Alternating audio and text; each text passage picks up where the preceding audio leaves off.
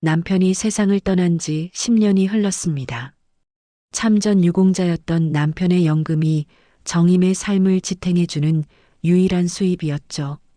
매달 둘째 주 수요일이면 은행에 가서 통장에 찍힌 숫자를 확인하는 게 정임의 일상이었습니다.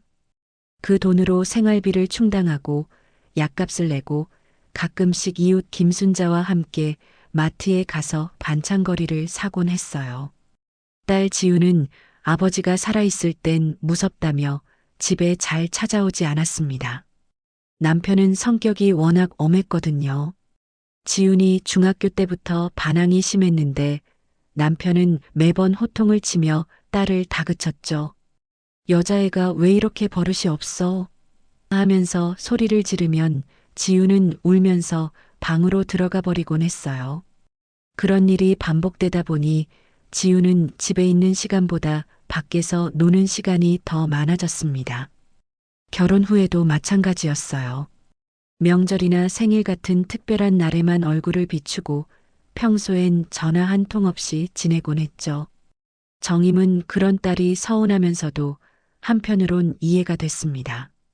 아버지와의 관계가 좋지 않았으니까요. 하지만 남편의 장례 이후 지우는 조금씩 모습을 드러내기 시작했습니다. 처음엔 몇 달에 한 번씩 엄마 어떻게 지내세요? 라며 찾아왔어요. 그럴 때마다 정임은 반가워했죠.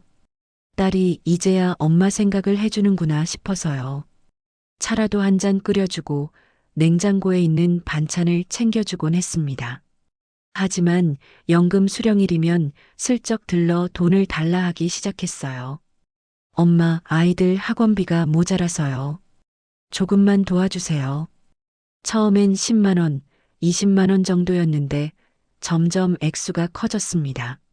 정임은 사위와 손주가 있는 딸의 상황이 안쓰러워 매번 눈 감아 주었어요. 돈을 빌려주면서도 언제 갚으라는 게 아니야. 그냥 아이들 잘 키워라고 말하곤 했죠. 사소한 핑계로 집안에 들어와 물건을 챙겨가는 일도 늘어났습니다. 엄마, 이 글은 예쁘네요. 우리 집에서 좀 써도 될까요? 하면서 가져가거나 아빠가 쓰시던 이 시계 기념품으로 가져가도 되죠? 라며 남편의 유품까지 가져가곤 했어요. 정임은 그럴 때마다 마음이 아팠지만 딸이 아버지를 그리워하는 마음이라고 생각하며 허락해줬습니다. 처음엔 몇 달에 한 번 오던 딸이 시간이 지나며 점점 더 자주 찾아오기 시작했어요. 한 달에 2번, 3번씩 오더니 나중엔 일주일에 한 번씩 오곤 했죠. 그럴 때마다 뭔가를 요구하거나 돈을 달라고 했습니다. 그 방문이 매번 요구와 고성이 오가는 불편한 일이 되어가고 있다는 걸 정임은 서서히 느끼고 있었어요. 하지만 딸이니까 그래도 혈육이니까 하면서 참아냈습니다. 남편 사망 3년 뒤 정임은 뜻밖의 전화를 받았습니다. 지훈이 이혼을 하고 친정으로 들어오겠다고 말한 것이죠. 엄마, 저 이혼했어요. 집에 좀 있어도 될까요? 전화기 너머로 들려오는 딸의 목소리는 지쳐 있었습니다. 사위는 술에 의존하며 무책임해진 지훈에게 결국 등을 돌렸고 아이들 양육도 포기한 상태였어요. 지훈은 결혼 생활 내내 알코올에 의존하는 생활을 이어왔습니다. 처음엔 스트레스 때문이라고 했지만 시간이 지날수록 술 없이는 하루도 버틸 수 없는 상태가 되었죠. 사위도 처음엔 참고 견뎠지만 아이들 앞에서까지 취해서 소리를 지르고 난동을 부리는 지훈을 더 이상 견딜 수 없었던 거예요. 아이들은 어떻게 하려고? 정임이 조심스럽게 물었을 때 지훈은 아빠가 키운다고 해요. 나는 이제 못 키우겠어요 라며 시원스럽게 대답했습니다. 그 말을 들으며 정임의 가슴 한편이 무너져 내리는 느낌이었어요. 손주들을 두고 오다니 아무리 힘들어도 그럴 수가 있나 싶었거든요. 지우는 캐리어 하나 들고 돌아왔습니다. 그게 전부였어요. 결혼해서 15년을 살았는데 가져온 게 옷가지 몇 벌이 전부라니 정임은 딸이 얼마나 막막한 상황인지 짐작할 수 있었습니다. 괜찮아. 여기가 내 집이야. 천천히 다시 시작하자라고 말하며 딸을 맞아들였죠. 정식 동거가 시작된 지 7년. 초기엔 죄송해하는 기색도 있었습니다. 엄마, 죄송해요. 빨리 일자리 구해서 나갈게요라며 미안해했어요. 실제로 처음 몇 달간은 구인 광고도 찾아보고 면접도 몇 번 보러 다녔습니다. 하지만 나이도 나이고 오랫동안 사회생활을 하지 않았던 터라 쉽게 일자리를 구하지 못했어요. 점차 지우는 모든 것을 당연하게 여기기 시작했습니다. 내가 엄마 옆에 있어주잖아요 라는 말을 입버릇처럼 하면서 자신이 정임을 돌보고 있다고 주장했어요. 하지만 실상은 정반대였습니다. 정임이 연금으로 생활비를 대고 집안일도 정임이 도맡아 했죠. 지우는 하루 종일 침대에 누워 휴대폰만 들여다보거나 낮부터 술을 마시며 시간을 보냈습니다. 정임은 딸이 다시 일어설 거라 믿고 희망을 걸었습니다. 아직 젊으니까 기회가 있을 거야. 조금만 더 기다려보자라고 스스로를 다독였어요. 하지만 현실은 점점 무거워지고 있었습니다. 지우는 매일 술에 취했고 취직은커녕 사회와 단절된 채 어머니의 집에만 머물렀어요. 이웃들의 시선도 부담스러웠습니다. 김순자는 가끔 지훈이는 일 안 구하나? 라고 물어보곤 했는데 정임은 아직 몸이 좀 안 좋아서요라며 둘러댔습니다. 사실대로 말하기엔 너무 창피했거든요. 70이 넘은 나이에 딸을 부양하고 있다는 현실이 부끄러웠어요. 밤마다 정임은 남편의 영정 앞에 앉아 한숨을 쉬곤 했습니다. 여보, 지훈이가 이럴 줄 몰랐어요. 어떻게 해야 할까요? 하지만 남편의 대답은 들을 수 없었고 정임은 홀로 무거운 현실을 감당해야 했습니다. 시간이 흐를수록 지훈의 말투는 거칠어졌고 행동은 폭력적으로 변해갔습니다. 작은 일에도 소리를 지르기 시작했어요. 엄마, 왜 자꾸 저한테 잔소리해요? 저도 힘들다고요. 정임이 술 좀 그만 마시라고 말하거나 나가서 일이라도 찾아보자고 조심스럽게 제안하면 지우는 버럭 화를 냈습니다. 처음엔 그냥 큰 소리로 화내는 정도였어요. 하지만 점점 욕설이 섞이기 시작했습니다. 엄마는 내 처지도 모르면서 왜 자꾸 그래요? 내가 얼마나 힘든데. 정임이 말리면 닥치세요. 몰라요, 정말. 이라며 비하를 서슴지 않았죠. 70이 넘은 어머니에게 그런 말을 하는 딸을 보며 정임은 가슴이 찢어지는 듯 했습니다. 술에 취한 날이면 더욱 심했어요. 지우는 저녁부터 마시기 시작해서 밤늦게까지 계속 마셨습니다. 취하면 온갖 억울한 일들을 늘어놓으며 정임을 탓했어요. 엄마가 아빠 편만 들어서 내가 이렇게 됐어요. 내가 왜 이런 인생을 살아야 해요. 과거의 일들을 들춰내며 모든 책임을 정임에게 돌렸습니다. 어느 날 밤 지훈이 특히 심하게 취해 있었어요. 정임이 지훈아, 그만 마시고 자라고 말하자 지훈은 갑자기 벌떡 일어나더니 정임의 머리채를 거칠게 잡았습니다. 엄마는 왜 자꾸 저를 괴롭혀요? 하면서 머리를 앞뒤로 흔들었어요. 정임은 깜짝 놀라 지훈아 나라 고 외쳤지만 지훈은 듣지 않았습니다. 그때부터 물리적인 폭력이 시작됐어요. 심할 땐 물이 가득 든 페트병으로 정임을 사정없이 때리기도 했습니다. 왜 자꾸 저한테 잔소리해요? 조용히 하라고요. 하면서 팔과 어깨를 마구 때렸어요. 정임은 아픔보다는 충격이 더 컸습니다. 내가 낳아 기른 딸이 나를 때리다니 믿을 수가 없었거든요. 폭력 후에는 항상 후회하는 듯한 모습을 보였어요. 엄마, 제가 어제 술을 너무 많이 마셨나 봐요. 기억이 잘 안 나네요라며 시치미를 떼거나 엄마가 너무 화나게 해서 그랬어요라며 책임을 돌렸습니다. 정임은 딸의 사과 아닌 사과에도 괜찮다며 넘어갔어요. 얘가 지금 아파서 그런 거야. 내가 감싸줘야지. 언젠간 괜찮아질 거야. 정임은 그렇게 스스로를 설득하며 팔에 난 멍과 마음의 상처를 감췄습니다. 거울을 보면 팔뚝과 어깨에 시퍼런 멍자국이 선명했지만 긴 소매 옷으로 가리고 다녔어요. 아무도 모르게 조용히 참고 견뎠습니다. 이웃 김순자가 우연히 멍든 팔을 보고 걱정했을 때도 마찬가지였어요. 정임이 팔에 멍이 왜 이렇게 났어? 하고 물어보자 정임은 그냥 부딪힌 거야라며 애써 웃었습니다. 나이 들어서 조심성이 없어졌나 봐라고 둘러댔죠. 김순자는 의심스러운 표정을 지었지만 더 이상 묻지 않았어요. 침묵은 매일 반복되었고 고통은 깊어졌습니다. 정임은 밤마다 이불을 덮고 조용히 울었어요. 딸에게 맞은 아픔보다는 마음의 상처가 더 컸습니다. 내가 뭘 잘못했을까? 어디서부터 잘못된 걸까? 하는 자책감에 잠 못 이루는 밤이 계속됐습니다.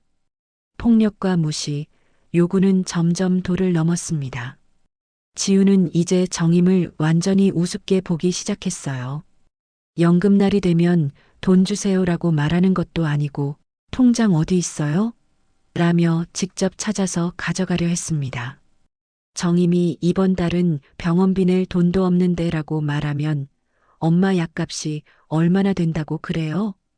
과장하지 마세요라며 핀잔을 줬어요. 집안 분위기는 날이 갈수록 험악해졌습니다. 지우는 아침에 일어나면서부터 짜증을 냈어요. 왜 이렇게 시끄러워요? 텔레비전 소리 좀 줄여요.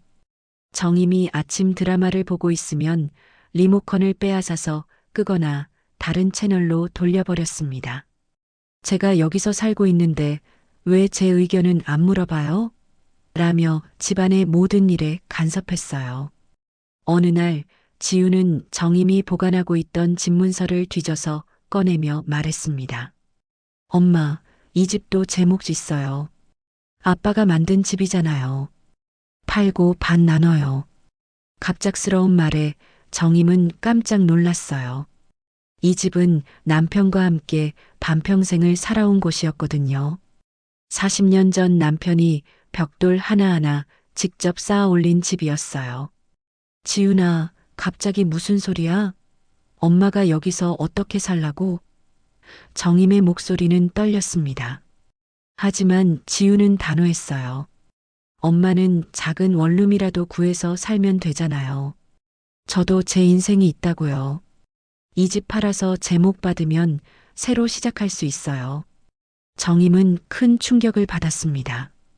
남편의 흔적이 고스란히 남아있는 이 공간을 팔라는 말에 어찌할 바를 몰랐어요.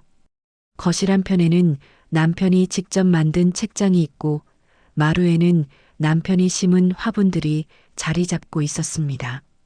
부엌 찬장에는 남편이 좋아하던 찻잔이 그대로 놓여 있었고 안방 벽에는 젊은 시절 함께 찍은 사진들이 걸려 있었어요. 이 집엔 아빠 추억이 가득한데 정임이 말을 꺼내자 지우는 차갑게 대답했습니다. 그런 감상적인 이야기 말고요. 현실적으로 생각해 보세요. 엄마 혼자 이렇게 큰 집에서 뭘 하려고요? 관리비도 많이 나오고 난방비도 비싸잖아요. 지우는 자신이 엄마를 부양하고 있다는 논리를 앞세워 집까지 요구했습니다. 제가 엄마 모시고 살면서 얼마나 희생하고 있는데요. 제목도 못 챙기고 이렇게 살고 있잖아요. 이 정도는 당연한 거 아니에요? 마치 자신이 피해자인 것처럼 말했어요. 정임은 그제야 이 아이가 나를 이용하고 있구나 하는 현실을 직시하게 됐습니다. 딸이 자신을 돌봐주는 게 아니라 오히려 자신이 딸을 먹여 살리고 있다는 걸 깨달았어요. 연금도 지훈이 가져가고 집안일도 정임이 하고 심지어 폭력까지 당하면서 살고 있는 게 현실이었습니다. 하지만 여전히 행동으로 옮기지 못했어요. 이 나이에 내가 갈 데가 어디 있어?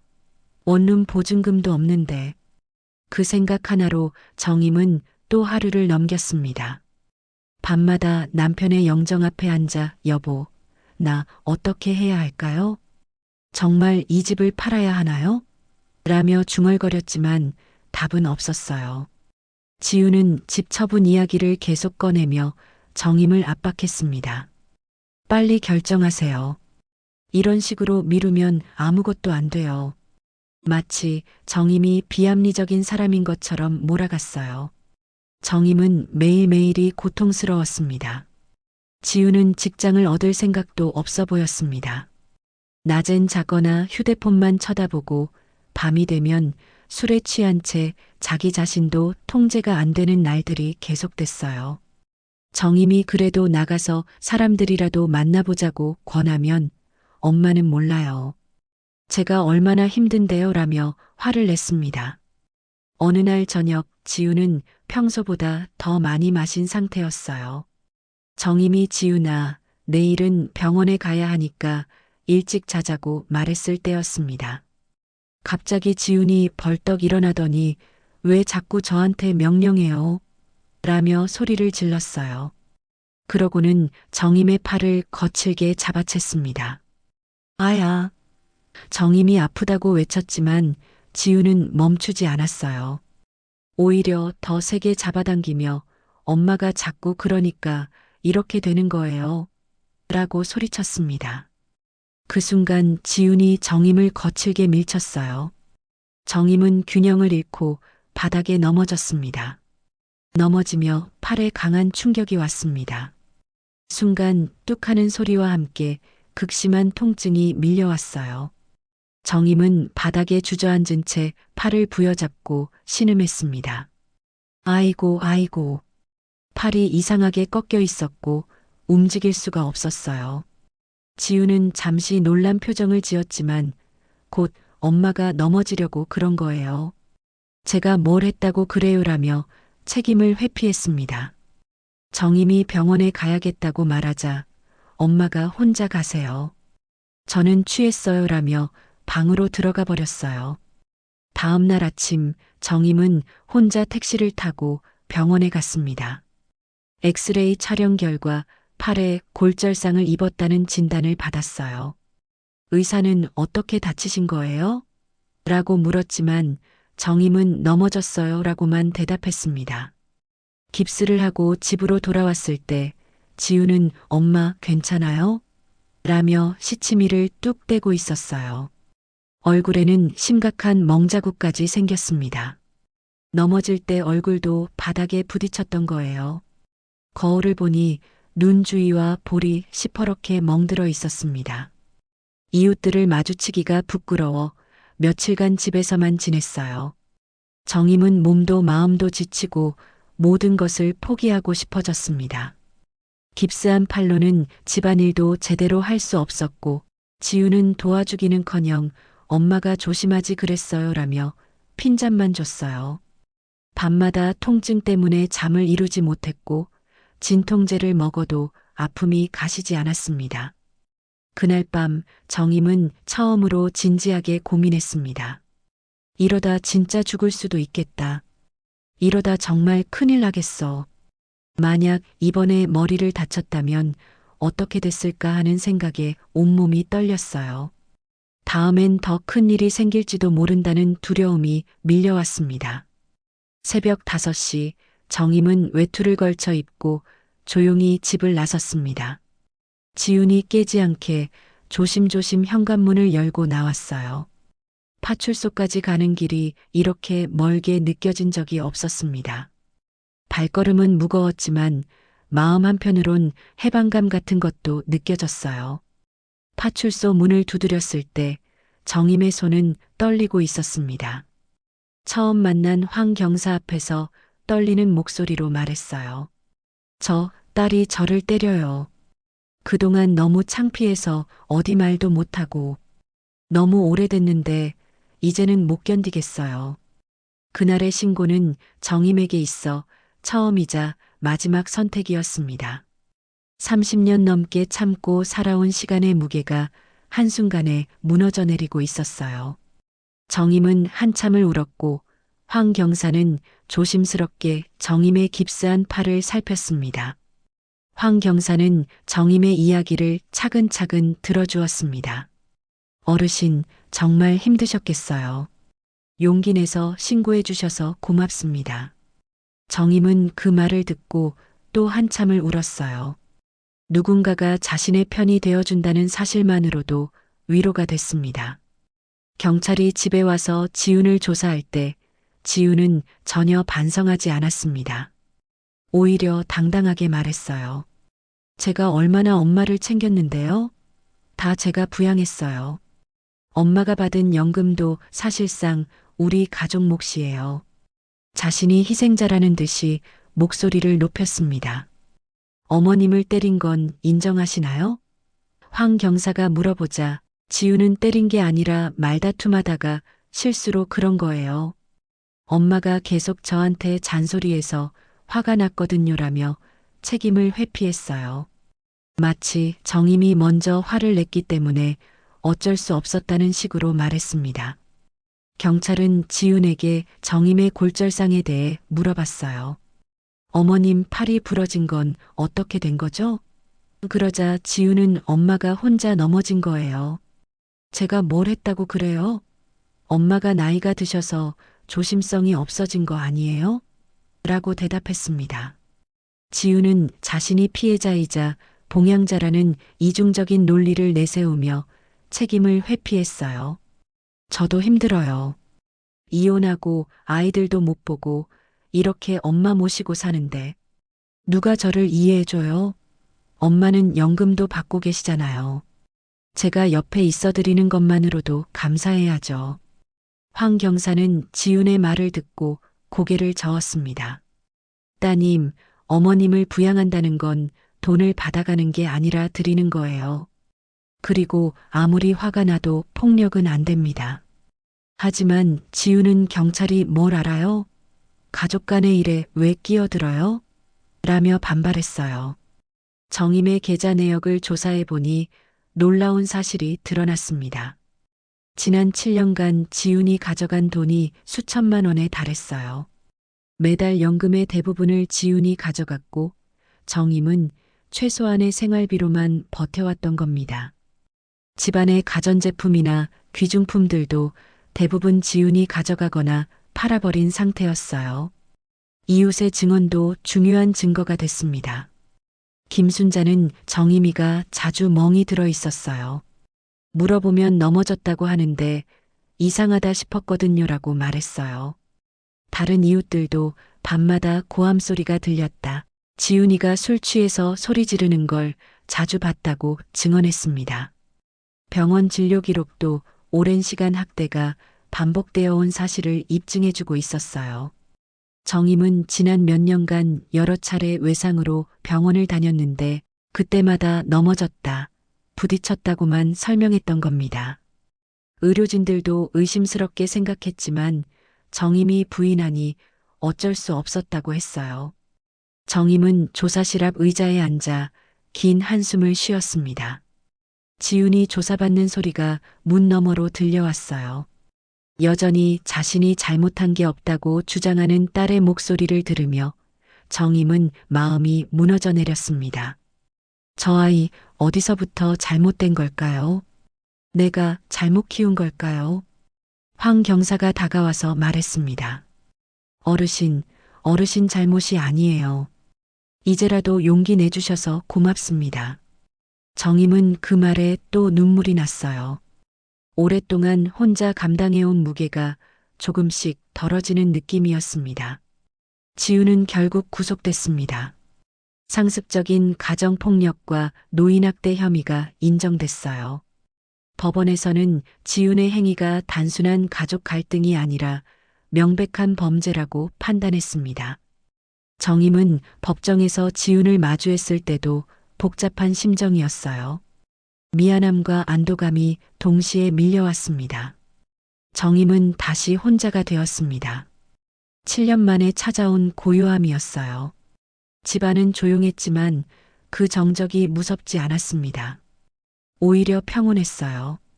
아침에 일어나도 누군가의 눈치를 볼 필요가 없었고 텔레비전을 보다가 갑자기 채널을 빼앗길 걱정도 없었습니다. 처음 며칠은 어색했어요. 너무 오랫동안 긴장 상태로 살아와서 갑자기 편안해지니 오히려 불안했습니다. 정말 괜찮은 건가? 지훈이가 나오면 어떻게 하지? 하는 걱정이 머릿속을 맴돌았어요. 하지만 시간이 지나면서 조금씩 마음의 평화를 되찾기 시작했습니다. 집안 곳곳에서 남편의 흔적을 다시 발견했어요. 지훈이 있을 때는 제대로 보지 못했던 것들이었습니다. 남편이 직접 만든 작은 선반, 벽에 걸린 오래된 시계, 마루에 놓인 화분들, 모든 게 그대로 있었어요. 정임은 남편의 사진 앞에 앉아 오랜만에 작은 목소리로 인사를 건넸습니다. 여보, 나 이제 좀 쉴 수 있을 것 같아요. 그동안 정말 힘들었어요. 정임의 목소리는 떨렸지만 한결 가벼워진 느낌이었어요. 지훈이 일은 어떻게 된 건지 모르겠지만 나는 이제 괜찮아요. 당신도 내 걱정일랑 말고 편히 쉬어요. 감나무 가지엔 새순이 돋아 있었습니다. 봄이 오고 있었어요. 정임은 오랜만에 마당에 나가 화분들을 돌보기 시작했습니다. 지훈이 있을 때는 마당에 나가는 것조차 눈치가 보였는데 이제는 마음껏 할 수 있었어요. 시들어가던 꽃들에 물을 주고 화분의 위치도 바꿔가며 정성껏 돌봤습니다. 집안엔 다시 햇살이 들기 시작했습니다. 지훈이 있을 때는 늘 커튼을 쳐놓고 살았는데 이제는 활짝 열어놓을 수 있었어요. 따뜻한 봄볕이 거실 가득 들어와 집안을 환하게 밝혔습니다. 정임은 그 햇살을 받으며 앉아 있는 것만으로도 행복했어요. 이웃 김순자가 반찬을 들고 찾아왔을 때 정임은 웃으며 말했습니다. 이제는 괜찮아. 그동안 걱정해주고 챙겨줘서 고마워. 김순자는 정임의 얼굴을 유심히 들여다보더니 얼굴이 많이 좋아졌네. 그동안 얼마나 힘들었을까 하며 손을 잡아줬어요. 미안해, 순자야. 그동안 말도 못하고 너무 창피해서. 정임이 사과하자 김순자는 무슨 소리야. 내가 뭘 잘못했다고 그래. 이제라도 용기 냈으니 된 거지라며 위로해줬습니다. 오랜만에 나누는 진솔한 대화가 정임에게는 큰 힘이 됐어요. 밤이 되어도 두렵지 않았습니다. 지훈이 있을 때는 언제 술 취해서 들어와 소리를 지를지 몰라 항상 긴장하고 있었는데 이제는 편안하게 잠들 수 있었어요. 오랜만에 깊은 잠을 잤고 아침에 일어나면 개운한 기분이 들었습니다. 정임은 거울을 보며 미소를 지었어요. 얼굴의 멍자국도 거의 사라졌고 표정도 한결 밝아진 것 같았습니다. 이제 정말 새로 시작할 수 있겠구나 하는 생각이 들었어요. 며칠 뒤 동주민센터에서 복지사와 통화가 연결됐습니다. 어르신, 안녕하세요. 최근에 어려운 일을 겪으셨다고 들었어요. 앞으로 저희가 정기적으로 방문 드릴게요.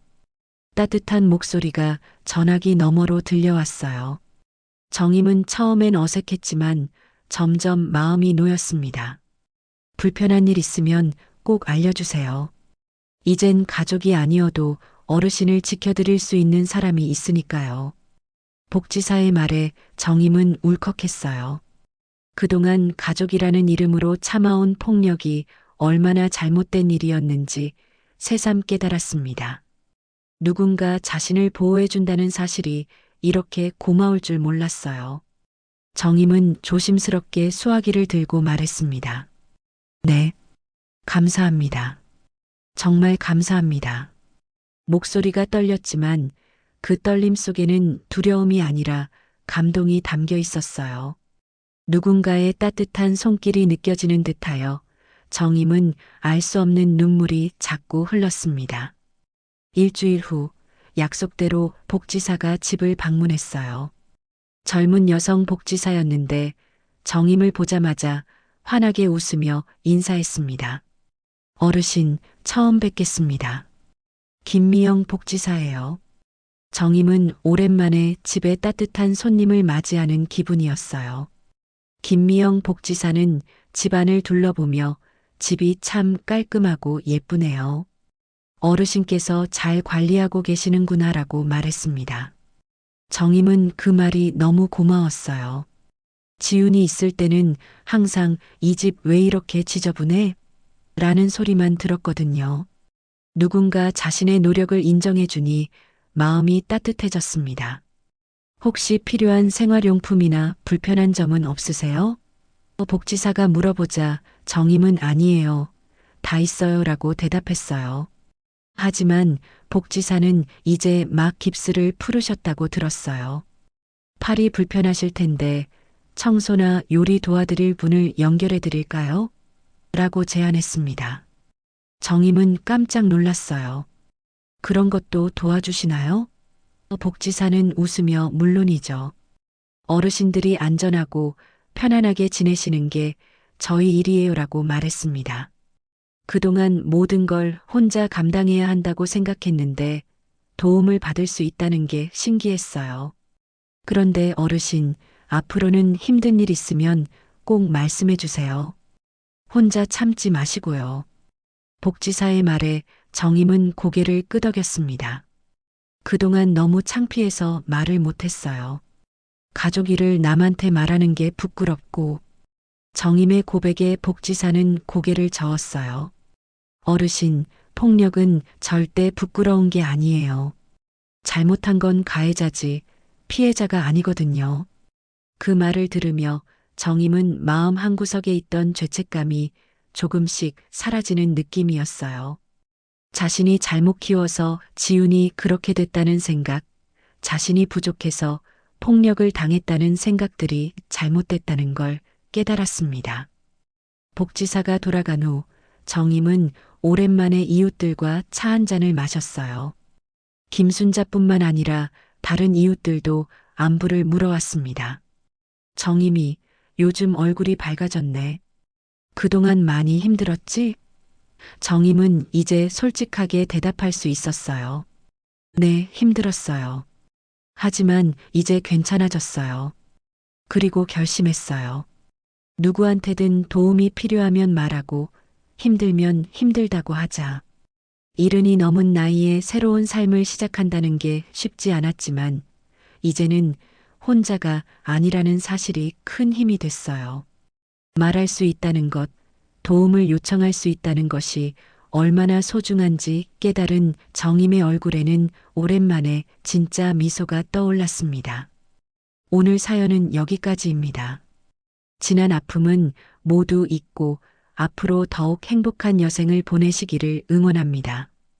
같은 마음으로 응원하신다면 구독, 좋아요 눌러주시고 함께 해주세요.